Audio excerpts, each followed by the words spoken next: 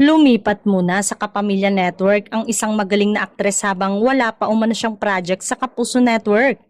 Siguradong nagpaalam naman daw ang aktres sa management ng GMA kaya makakabalik siya pag natapos ang gagawing teleserye sa ABS-CBN.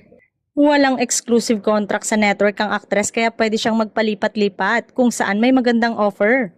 Makakasama niya sa teleserye si Kapamilya actor Gerald Anderson sa bago nitong serye na Sins of the Father. Sa bagay, maganda na magkakasama ang aktor at aktres sa isang show.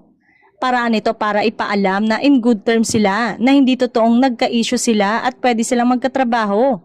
Sa presko ng teleserye, umattend kaya ang aktres?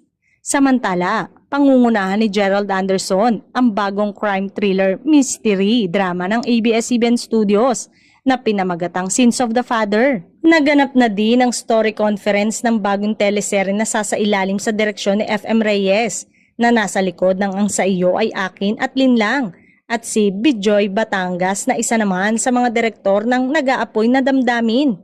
Ang JRB Creative Production ang magpuproduce ng programa sa ilalim ng business unit head nito na si Julian R. Benitez at creative manager na si Dindo Perez.